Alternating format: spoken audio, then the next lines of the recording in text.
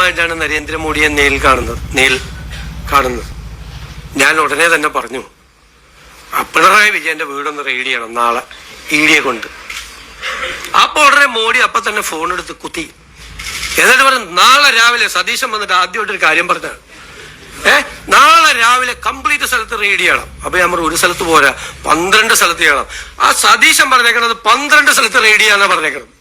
അങ്ങനെ 12 സ്ഥലത്ത് റെയ്ഡ് ചെയ്തു. ഇത് മുൻ മന്ത്രിമാരുൾപ്പെടെയുള്ള ആളുകൾ വരെ വന്ന് പത്രക്കാരോട് പറയാണ്. ഞാൻ ചിരിക്കണോ അല്ലെ കരയണോ? ഇത് കേട്ടിട്ട് നിങ്ങളൊന്ന് ആലോചിക്കും. നരേന്ദ്രമോദി ആദ്യമായിട്ട് കണ്ട് മുഖ്യമന്ത്രിയായിട്ട് കാണാൻ പോയപ്പോ ഇവിടുത്തെ പ്രതിപക്ഷ നേതാവായിരിക്കുന്ന അദ്ദേഹത്തിന്റെ വീട് റെയ്ഡ് ചെയ്യണമെന്ന് ഞാൻ പിണറായി വിജയൻ ഇതൊന്നും പറയില്ല കേട്ടോ. അദ്ദേഹം അങ്ങനെയൊന്നും പറയില്ല. എനിക്ക് അദ്ദേഹത്തെ കുറിച്ച് എനിക്കൊരു റേറ്റിംഗ് ഉണ്ട് എൻ്റെ ഉള്ളിൽ. അദ്ദേഹം ഒന്നും പറയില്ല. പക്ഷെ നല്ലതാണിത്. എന്താണെന്നറിയാം, ഈ പണ്ടേ ഈ കമ്മ്യൂണിസ്റ്റുകാരെ കുറിച്ചൊരു പരാതിയുണ്ട്, ബലം പിടുത്തം കൂടുതലാണ്, സ്റ്റിഫാണെന്നും. അതൊക്കെ കഴിഞ്ഞ് അവർ തമാശ പറയാൻ തുടങ്ങിയല്ലോ.